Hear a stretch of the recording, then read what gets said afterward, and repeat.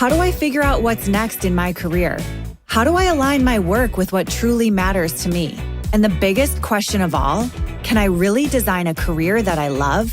Hey, my name is Jen Smith, and I believe career success doesn't have to come at the expense of living a radiantly happy and healthy lifestyle. As a former HR leader and recruiter turned career coach, I've seen how traditional paths can leave people burned out or boxed in.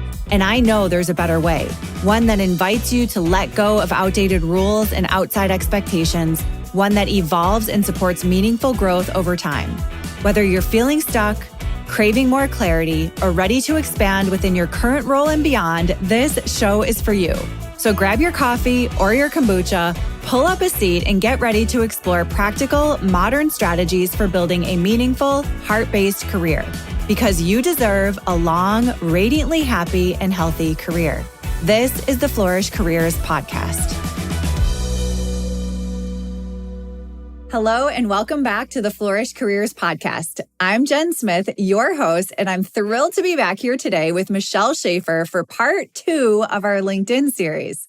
So last time we tackled limiting beliefs and fears that might keep you from either using LinkedIn or showing up on LinkedIn. And today we're going to get into how to build a profile that works for you. And I always say it works for you when you sleep. So Michelle, welcome back. Thank you, Jen. I'm thrilled to get into this. I think this is going to be really helpful for folks because the profile is really that first impression. And we were talking offline that it's almost like a business card in today's world of work. And so most people are leaving a lot on the table without even realizing it. So I want to kind of talk, we're going to kind of go from top to bottom on the profile here and just share some insights. So which is awesome. Yeah. So starting at the very top, let's start with the photos. And I feel like this is either people overthink it or they completely phone it in. So tell me your thoughts on the photo. Yeah, I mean, I guess one of the biggest red flags for me is if there's no photo, because then it makes me wonder if it's, an AI generated profile. Is this person even real?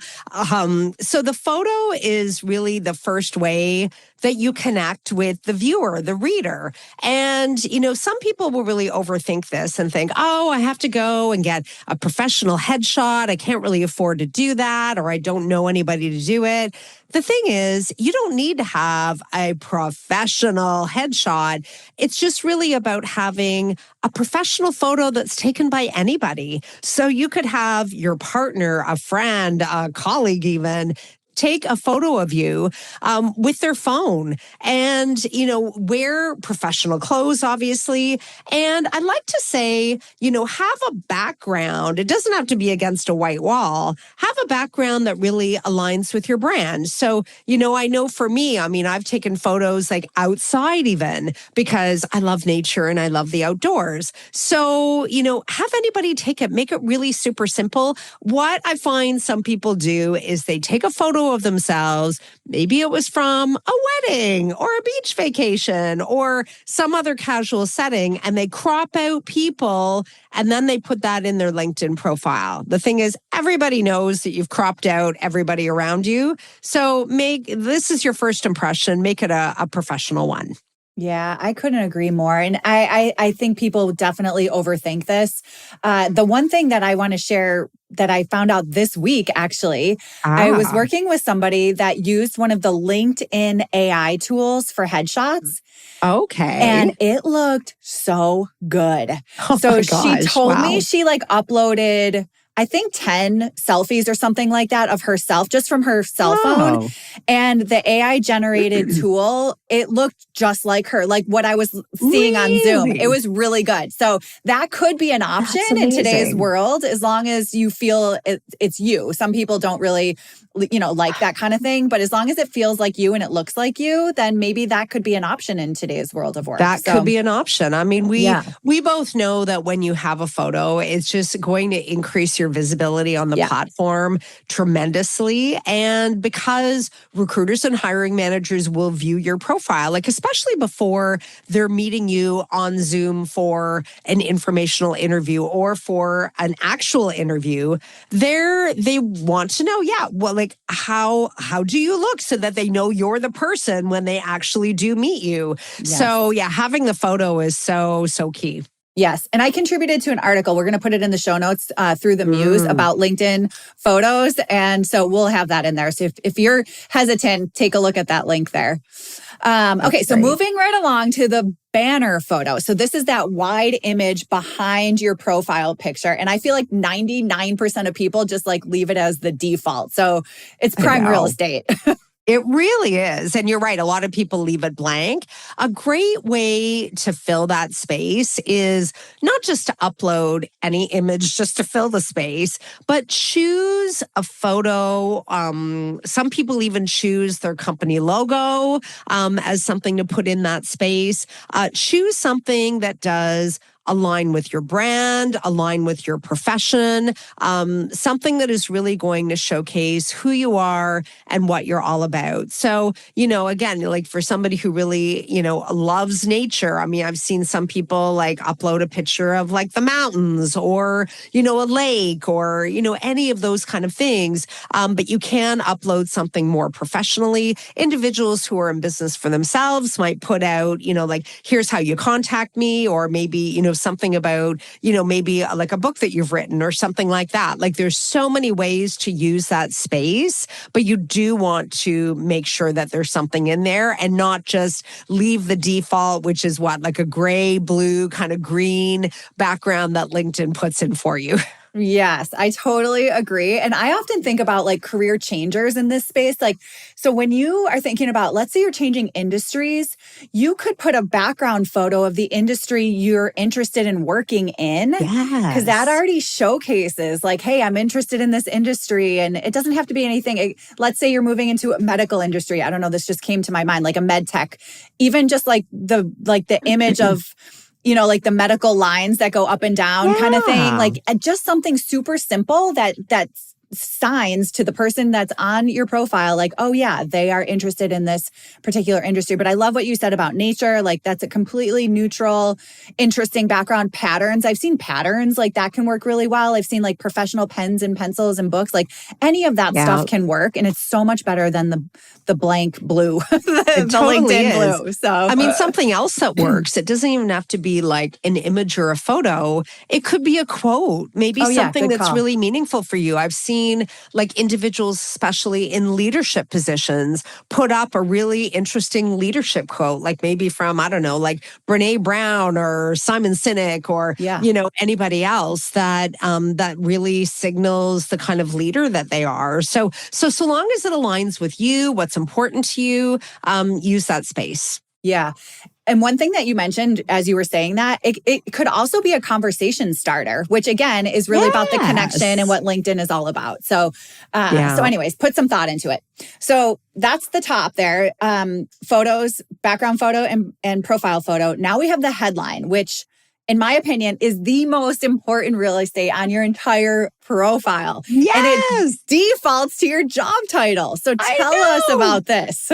Yeah, you are bang on. I mean, I think a lot of people are very surprised when they find out that the headline, which appears right below your name, that is the number one thing, like the most important section on LinkedIn. And the reason for that is because if recruiters and hiring managers like your headline and it draws them in, then they're going to read your about section. If they like your about section, they're going to read the rest of your profile. So, yes, LinkedIn just defaults to your title and like where you are. This is a field that you can edit. And I'm trying to remember how many characters. I think you've got like 145 characters or thereabouts to play with. What you want to do with that space is make it very clear the value that you bring. And the reason why we want that to be in the headline is because we're not defined by our job titles. We're defined by the kind of problems that we solve and the kind of value and the impact that we can bring in our roles. So, you can think about using a combination of, words and phrases to make up the headline. So yes, you can put in your title because it is going to allow you to come up easily for searches for the jobs that you're interested in. Then though, put in some kind of a value statement. Talk about, what it is that you can truly do for organizations and pepper that headline with some, some words that describe your areas of expertise, your specific skill set. When you have that combination between like your title, your value, and some words that describe your skills, now you're generating a headline that is going to be interesting, that causes people to read on in your profile. And it also signals to people what you can do. And when you signal that in your headline, you're going to be picked up for, especially for jobs that are requiring individuals to do just that. Exactly. I think of it as a newspaper headline. So it's like if you're standing in line for coffee and you look over at the newspaper and you see an interesting headline, you're going to grab it, pick it up, and probably read more or find the story. Same thing here. Just like what you said, you want it to grab somebody's attention so they read more about you and eventually reach out and contact you. So absolutely. And something to keep in mind too with the headline is because, in the previous episode, we talked about visibility, is every time you post on LinkedIn or you comment, guess what?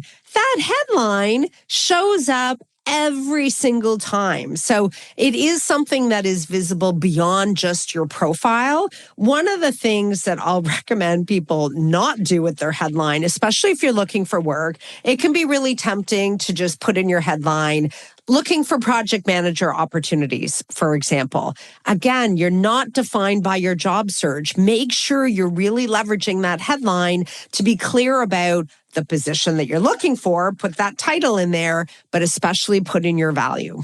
One other thing, we mentioned this before about like comments and stuff, like deleting. You can change it, like play around with it, see what you like, see what you don't like. You can change it every day if you want. Like you can change it. So don't stress about, it's not written. I always say it's not written in blood. Like go in there, put something in, see how you like it, see how it fits, and then adjust it as you go. So exactly. And if you change it, it's not like it's going to signal to your whole network every time you change it. That's not one of the things that your network knows about when you do make a change on your profile. Yes, that's a really good call. Actually, that's a good point. Just kind of side note is when you do update your profile, there are some things, and it changes all the time. So I'm not sure exactly what gets flagged to your network in this moment, but you can go into your settings and turn all of that off. So LinkedIn does a really nice job about privacy and everything. So just go into your settings and make sure they're adjusted the way that you want them to, so you don't have to stress about that. So little side note there. Yeah. Okay. So now we've got the about section, which I've seen a lot of people just don't even have an about section. And my thought here is that this is, again, prime real estate to share who you are, what you do, what you're looking for, connecting with people. So talk about this. Tell me what you like to see here. Yeah, I mean, where the headline is real estate important, number one, the about section is the second most important section on LinkedIn. And there are 2,000 some odd characters to play with. People are surprised by that for the about section. And yeah, I've seen people that either don't have an about section or they take the profile summary from the resume that's like, a small little narrative and they plunk it into their about section, which I say is a start, but you definitely don't want to end there. And the reason for that is the about section is the introduction to you. And it's a personal yet professional introduction to you, which means use the personal pronoun I liberally throughout. We wouldn't do that on a resume, but we do want to do that in LinkedIn. And I like to think of the about section as, imagine, Jen, like we're going for coffee. And I say, Jen, like, tell me about yourself and the work you love to do. And then you just start talking to me. That's actually how you need to write your about section. In fact, I recommend to people to do that. Like, imagine somebody's asked you that and just record it on your phone and then start writing from that place, because you want to be able to talk about your story. Like the about section is all about your career story. So how did you get into the work that you love? I see people even go back to like their childhood and they say, oh, like I was that kid who loved to like take things apart and like put things back together again. And then like magic, they're in engineering, like or something like that.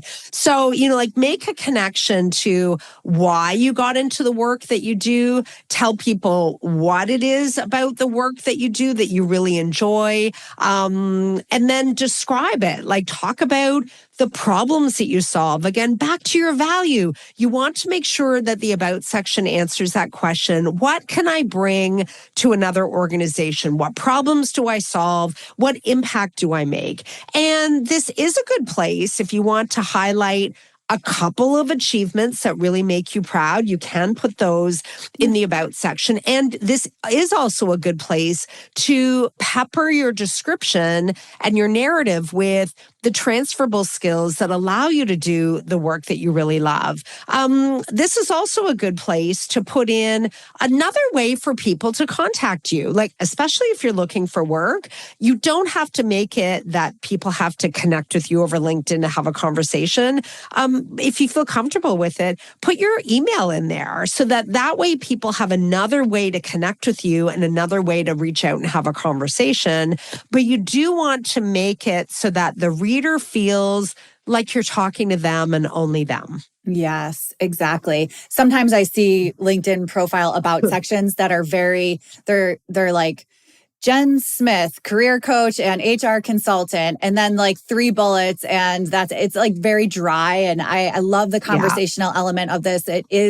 That's really what it's for. And then even like what you said at the end, just like an invitation to connect, like, hey, let's connect. That can just bring on, somebody being interested to reach out to you, just inviting that conversation. And that's really what it's all about. So exactly. And if you are looking for new work, you can, in your about section, put in a small blurb about the kinds of opportunities that you're looking out for. That would be an appropriate place to put that into. Yeah, I totally agree. And one more thing that I noticed in about sections is you want to try to think about the conversational element of it, but then grab that reader's attention again. So in the beginning, something I always recommend, like something I love or something I believe in, like something that's going to really like something you value that's going to grab their attention and going to have them read more instead of just kind of like the bland, XX professional looking for this type of work. Like you want to make it more engaging so people click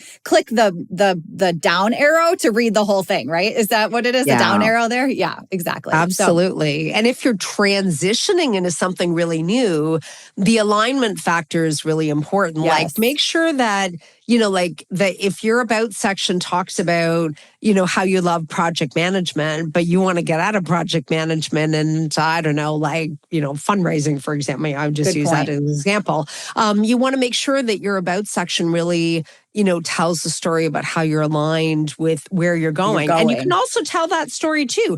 I'm at a point in my career, I'm transitioning into something new and here's why. Like that's all part of your story. Exactly. And as we mentioned about the headline, you can change your about section too. Like, it doesn't have to be just one way all the time. You can go in and amend it and change it at will too. Yes, exactly. Very important section.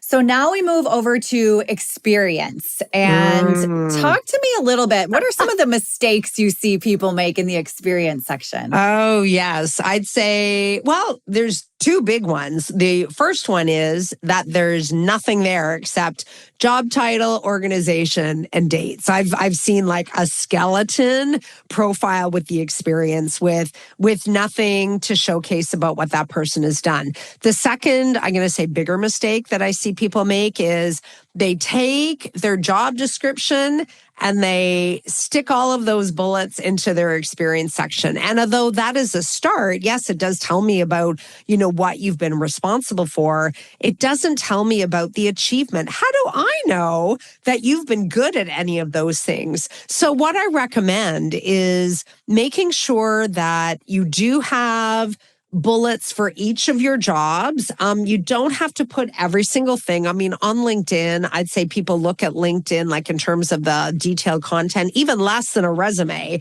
It needs to be skimmable. It needs to be easy to read. Even if you had 4 achievements that you were really proud of that included what you did, how you did it, and the results and outcomes, that would be going a long way. And now as well, you have content that can be searched by recruiters and hiring managers. So again, the alignment factor is important for the jobs that you're targeting. If you are looking for new work, you want to make sure that the content in your LinkedIn profile really aligns to the kinds of like criteria and skills that are needed for the jobs that you're looking for. And the experience section is a great way to capture that too. Yes, the word achievement really jumped out at me. So showcase your achievements. What do you want people to know about you based on your experience? Like that's a great place to put that.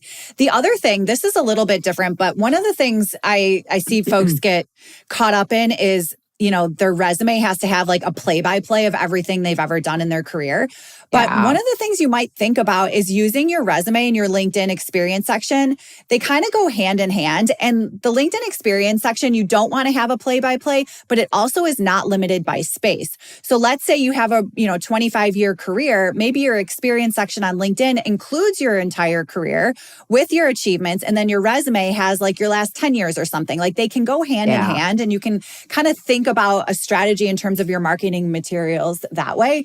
One other thing that's very interesting about LinkedIn that I personally love is that you can link out in your experience, like, well, in any of the sections really, but in experience, you can link out to projects that you've worked on if they're posted online. Yes. So that's another really cool. You can do it in your resume too, but it works a lot easier on LinkedIn if somebody's like, oh, that's a neat project, and then click, or a portfolio if you're in some type of work that has a portfolio. Like it's a great way to expand your achievements. For sure. So, okay. So now we have the skills section, and this one feels a little underrated to me. And it also has changed over time. So there's the skills section at the bottom, but then you can also pepper your skills in your experience in the other areas now on LinkedIn. So tell me what your thoughts are here. Yeah, I mean, that oftentimes doesn't get a lot of attention, that section. And it can be quite out of date. So I think you can list, like, I know it's more than 50. I can't remember the number now, 50 skills that you can have in your skills profile on LinkedIn. And the key here is to really make sure that there is alignment to the roles that you're targeting. So, an easy way to do that is even look at job descriptions for roles that you're targeting, see the skills that they're listing, and then do a cross-reference to LinkedIn. Are those skills appearing in your LinkedIn profile? If the answer is no, this is an awesome opportunity to do a skills audit where you're looking at all of the skills. Some of them might be outdated, or some of them might just be ones that you wouldn't necessarily want to promote. Like for me, I don't write resumes now. I used to, like 10 years ago when I first got into business. I can do it, but you're never going to see resume writing on my LinkedIn profile. I don't want people to know that I actually can do that. That's not something I do now. So it is a good opportunity to make sure you're inserting skills that need to be there, removing ones that might be outdated, and just really clean up that section. Because what happens, especially when you apply for jobs on LinkedIn, is LinkedIn does an immediate comparison and it tells you which things are missing. It'll say, you meet, 4 out of 7 of the criteria or whatever it is. That's an early indicator that you need to clean things up. But do that in advance of applying for jobs so you can make sure that it's robust and it's up to date and it aligns to the kinds of roles that you're targeting. Yeah, that relevancy is really key. And I just think too, making sure the skills that are visible on your profile are matching where you're going and they add to your brand. So you can adjust them. Like make sure the ones that that are visible, if someone's just scrolling your profile and they go all the way to the bottom and they see all the skills, you want the ones that you are most interested in doing more of to pop out on the screen. So the relevancy is really key there. Okay, let's talk about the recommendations or the, asking people for recommendations at the very bottom of the profile. What are your thoughts there?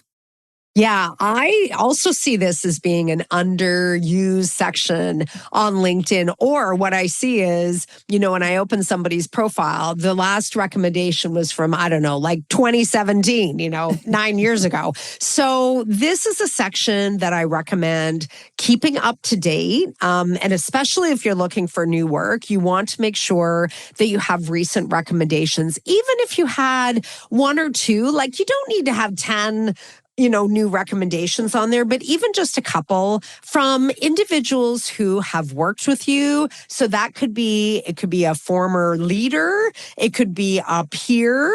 It could be somebody that reported to you. Maybe even just somebody that you collaborated with on a big project or a working group. So, this section is really key because they're public references. Yes. So you can't leave an anonymous recommendation on LinkedIn.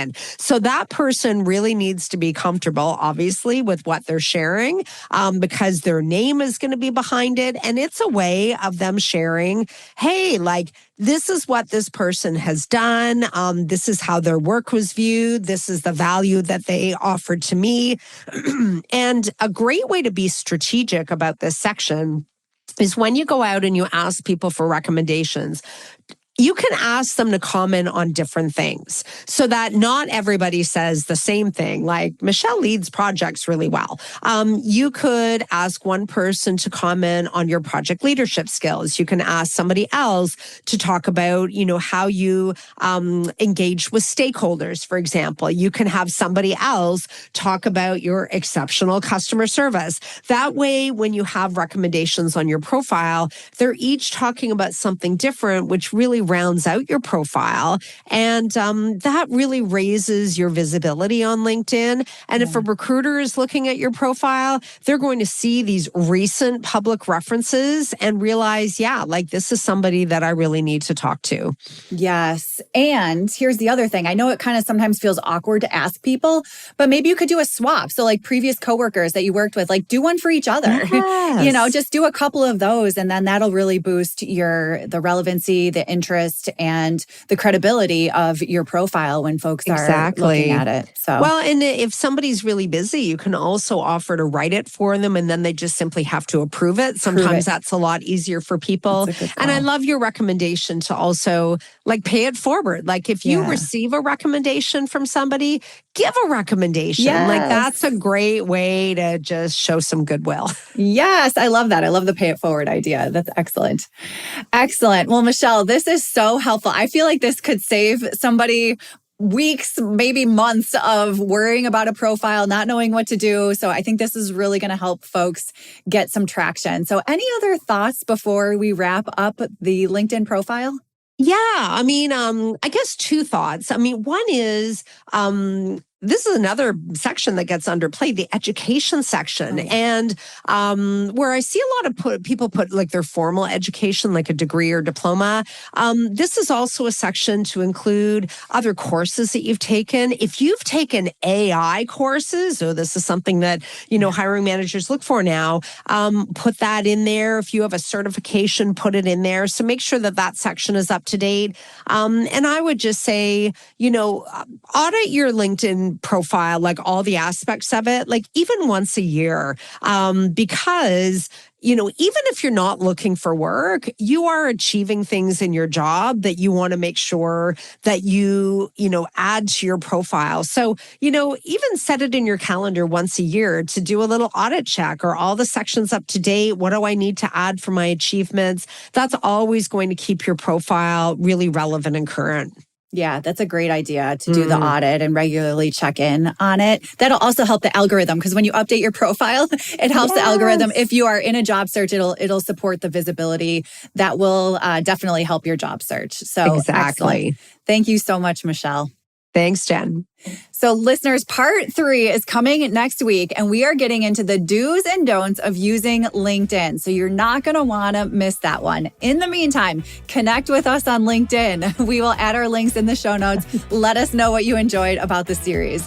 Thanks so much for tuning in. We'll talk to you next time.